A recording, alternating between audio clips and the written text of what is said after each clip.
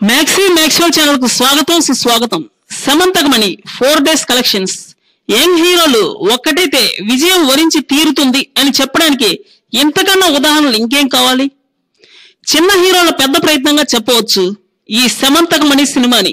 Director Sairam Aditya అత్యద్భుతమైన point తో ఈ సినిమాను హైలైట్ గా తెరకెక్కించాడు.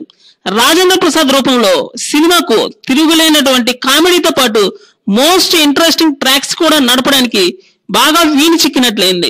సౌండ్ ట్రాక్స్ కొత్తదనం, విపరీతమైనటువంటి ఆహ్లాదంతో కూడినటువంటి మ్యూజిక్ ఈ సినిమాలో పుష్కలంగా ఉన్నాయి. టీజర్ లో సమంతకమణి ఆవిడెవరు అని రాజేంద్ర ప్రసాద్ చెప్పేటువంటి డైలాగ్ ఈ యొక్క కామెడీ ట్రాక్ మూవీపై విపరీతమైన అంచనాలను పెంచింది. ఇది తెలుగు సినిమాల్లో ఒక మల్టీ స్టారర్ ప్రయోగంగా అభివర్ణించవచ్చు. ధూమ్ సిరీస్ మొత్తం సూపర్ హిట్లు అయ్యాయి. అంతెందుకు హాలీవుడ్ లో వస్తున్నటువంటి ఎవెంజర్స్, ట్రాన్స్ఫార్మర్స్ లాంటి హైలైట్ మూవీలు కూడా మంచి విజయమే సాధించాయి. ఈ మల్టీ స్టారర్ సినిమాలు అఖండ విజయం సాధించడం నిజంగా అద్భుతమనే చెప్పవచ్చు. టాలీవుడ్ లో కూడా మల్టీ స్టారర్ సినిమాలు కంటిన్యూగా వస్తే ఎంత బాగుంటుంది అన్నది మాత్రం నిజం.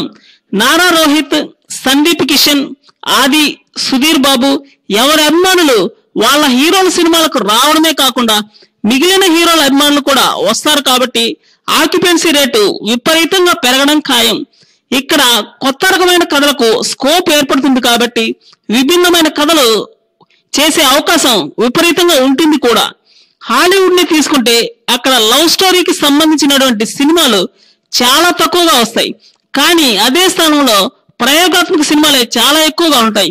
అలాగని ఆంధ్రాలో ప్రయోగాత్మక సినిమాలు లేవని కాదు, ఈ టైంలో వచ్చినా అవి పెద్దగా ఆడవు కాబట్టి.